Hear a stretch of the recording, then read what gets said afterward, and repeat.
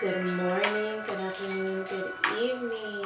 Welcome back wherever you are, whenever you are. Welcome back to another SOL episode, also known as SOL, also known as Students of Life. How are you guys doing today? Well, we go ahead and just jump right into the topic. The topic for today is boundaries.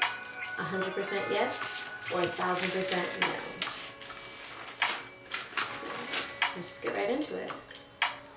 It's too easy to let life decide who we are, what we do, and whatever we believe in at any point of said life.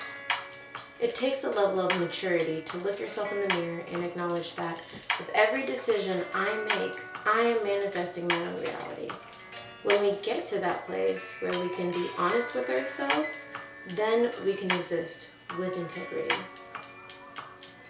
This, for some of us, newfound integrity gives way for us to be able to accurately interpret the signs and the cues that we get from, well, everywhere.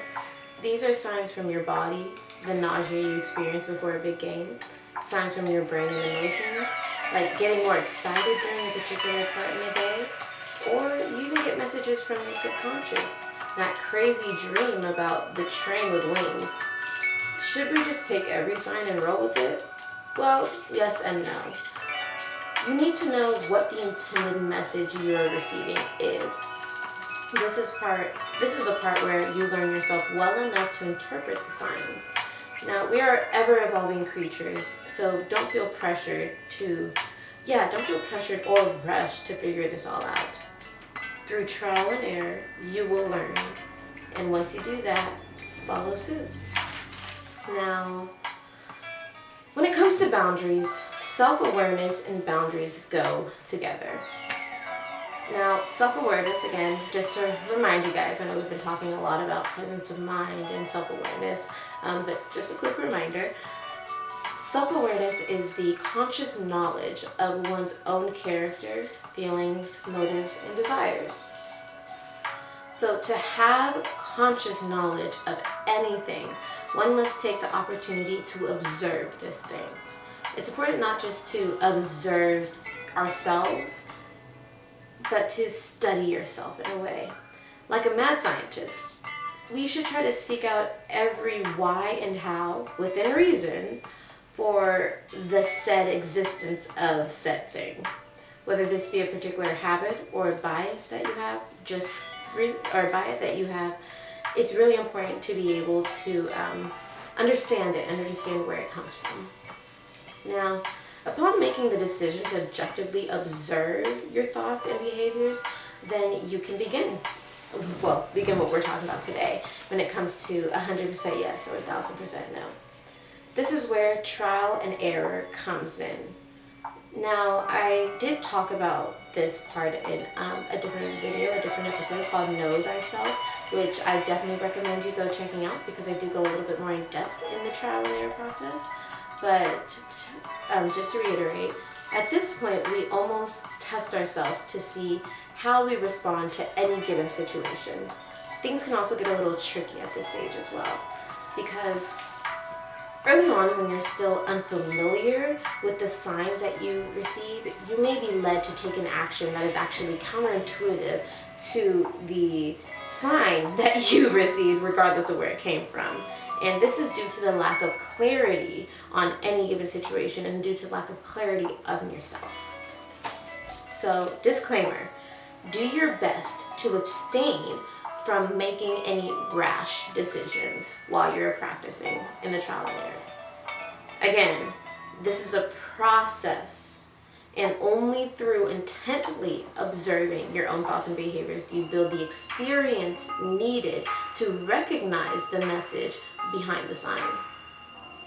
So, in this stage of trial and error, I feel like I've been saying it a lot, but in this stage of trial and error, this is where you are a little out in the open, You're a little out in the wilderness, still earning your stripes, so to speak. It's also where you find out that a yes is a yes and a no is a no. So we talked about this also in what is it? Oh, finding your intuition. I had to look at my notes. But we talked about this a little bit more in the video or episode of finding your intuition and what that looks like in terms of trial and error. And really, naturally, we all naturally have an intuition. We all naturally have that inside guidance, that instinct that tells us, yes, this is for me, and no, this is not for me. Yet through the reprogramming of society, we tend to switch those off sometimes, especially because there are other needs or other expectations of us where it is no longer beneficial to go by the signs of our gut feeling. Sometimes, for a good portion of us, that is one of the main reasons why we stop listening to our intuition. Excuse me. And I have discovered that for me personally, the signs of yes and no are vastly different. However, I still had trouble discerning between the two for a while, and I used to confuse the two because I didn't know what it meant. And normally it was after the fact that I would discover what that initial feeling was telling me. So this is where another disclaimer comes in, which is our title. If you don't get 100% yes, then usually it's 1,000% no, or not yet.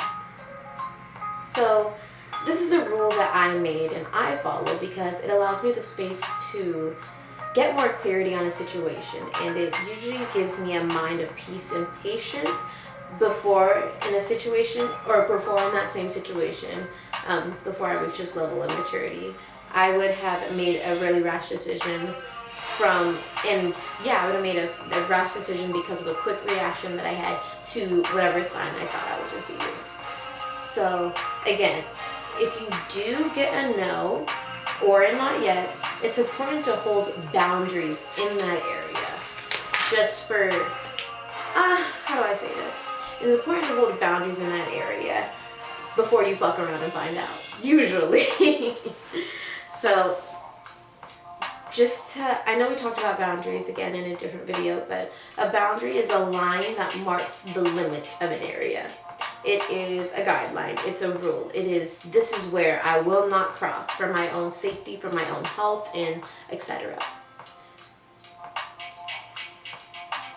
So yes, in essence, we're talking about personal and societal guidelines that we develop in order to keep us safe in all health realms.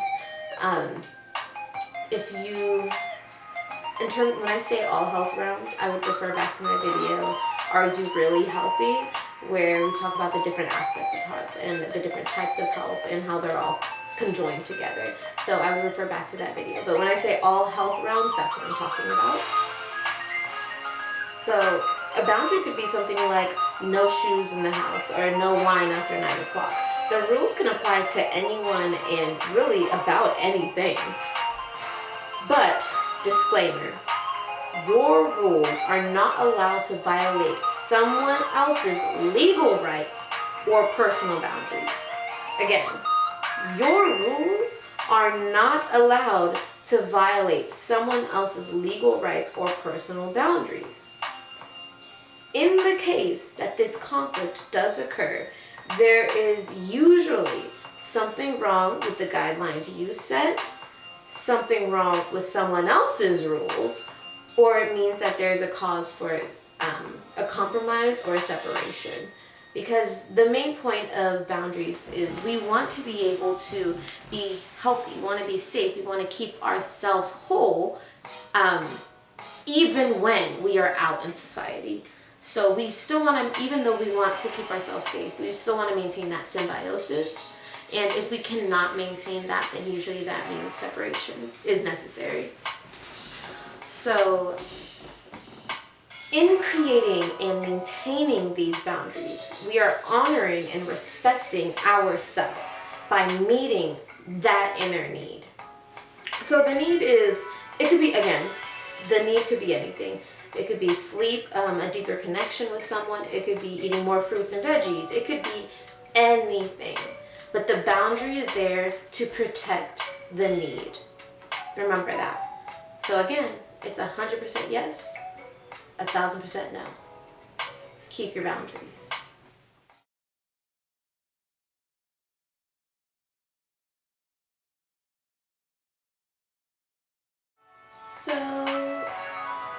think I have too many examples of me receiving a sign and just acting on impulse because of what I think the sign means and then doing something completely wrong.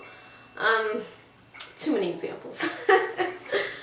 Yet the idea is that, I don't know, how long did it take me to really hone this skill? I want to say that I've always been a very intuitive being. However, I feel like, again, 1 of 5, this keeps coming up, 1 of 5, I feel like it's so easy to be talked out of what you believe is the right thing.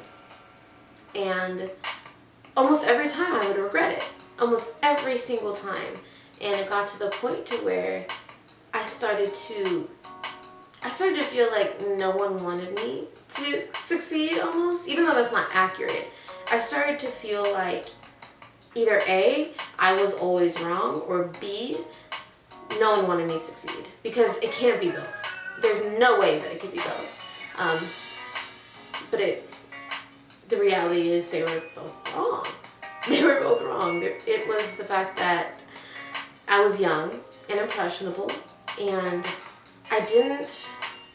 it wasn't encouraged to have for me personally, I don't feel like I was encouraged to have my own thoughts and to be my own person and to do my own thing. I feel like as I grew up, there was always a reason why everything I wanted, or everything I was. I almost said everything I was experiencing, but no, every way, that's the word. Every way I used to express myself, there was always someone explaining it away. Like, oh, you're influenced from this, you're influenced from that. You don't actually like that. You don't actually want that. So it got to the point to where I was an adult, or not even. It got to the point to where I was in high school and I was so angry. I was such an angry person because for so long people had told me that I'm not so many things that I believed them. And I didn't know who I was at that point. I really didn't. And so, like, especially when I'm uncomfortable, one of my default emotions is certainly anger, because it makes me feel safer. I feel like when I'm angry, I feel safer than I do when I'm sad. I feel safer than I do when I'm depressed or even numb. I feel like there's more of a protective nature when I'm angry more than when I'm sad. And I felt like that was my default emotion. So I was so angry for so long. And I did talk about this in the last episode about how I had to reprogram my brain into believing that I was worthy of kindness, of the kindness that I gave out. Even though as a child I wasn't as kind, but then as a child I also thought I wasn't deserving of kindness then either. So I did talk about that. Yet, more specifically in this situation, it was someone else's perception of me that was imprinted on me that I internalized, and I did this because all of the cues of what I wanted, what I needed, what I believed to be true was negated almost every single time. Almost every single time. I can't really think of a point to where I said, hey, I like this, I want this, I need this, and it was supported in almost any way, shape, or form in my childhood. So I feel like as I came into my adulthood, it was, yes, I struggled with people pleasing, but again, my identity was null and void. It was a struggle for me, merely because I spent so much time trying to decipher what someone else wanted, again, people pleasing, but trying to decipher what was right based on society's standards. When in reality, I always knew what was right. What I'm doing right now, this podcast, I have been going back and forth about it for about 10 years now, merely because I believe that I have to go to college. And yeah, I have to go to college. I need to start my own business. I need to work. I have to support myself. Now, here's the thing. These are all viable options and outlets. Yet I feel like internally I always knew what was right for me. However, I feel like the guidance, man. I had some shitty ass guidance. And that's not an excuse. And in reality, I'm grateful. I am so grateful because I feel like now I am encouraged to teach others how to find their own truth. Because what I've realized is no one can do it for me, you know? If I was so supported throughout my childhood, would I be so, what's the word? I hope you guys can't hear that, but you might. Yeah, if I was so supported throughout my childhood, would I at this point be so confident isn't the word I want to use, but stable? I feel like I'm at a point in my life where I don't require anyone else's validation. I exist, and I have a peace in that. And I think it's the lack of need for someone else's validation. That part is so beautiful, and I'm so grateful for it, because otherwise I wouldn't have this. I wouldn't be sitting here in front of a camera telling my story and encouraging others to tell their story. I don't know where I would be, honestly. I don't, because I am a firm believer that if you can take this struggle, whatever the struggle is, and learn from it. I know how cliche that sounds. I know. You don't have to tell me. Jay, what the fuck? I did not click on this video for you to tell me that I just need to learn from my lessons. But it's the truth. It's the truth. It is the truth. And this is something that I learned. It is for surely something I learned. Because I didn't have it. I did not have it. So, again, I have always been highly intuitive, but through my experiences in life, I was made to believe, and I allowed myself to believe that someone else knew what I needed more than I knew what I needed. And that's just not true. It's just not true.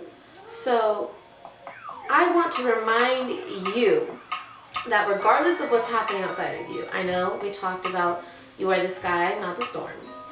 Yet, regardless of what is happening outside of you, you know internally what you need more than anybody else. Anything else. There could be guidance on how to do things, but I'm sorry, if you're not a doctor, you can't tell me how to heal myself. If you are a broke man, don't tell me how to get money. If you are unhealed, do not tell me what I need to do, what books I need to read, and what therapist I should be seeing. You know what I mean? It's really one of those situations.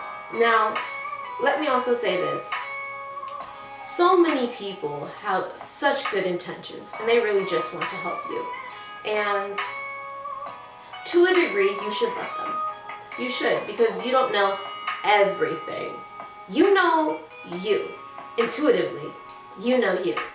But you don't know everything about the world, you know? So, again, allow people to help you where they can, but know where you end and the rest of the world begins. So, if it is not an 100% yes, it is 1,000% no, or not yet. So hold firm to your boundaries. So thanks for joining me for another Soul episode, aka Student of Life. Again, I want to remind you, please send me your stories. I want to read your stories. I'm trying something new, so hopefully we'll get enough for this new project that we're starting. But I want to know, again, what are your life lessons? What did you experience that made you a better or a different person? Or what was your downfall? I want to know it all. Anything that you would like to share, go ahead and send us an email, and with your consent, I would love to share it with the rest of our students of life on our platforms. Now, yeah, thank you for joining me for another Soul Podcast episode. I am Jade Marie, and I wish you all the best on your SOL journey. Bye, guys.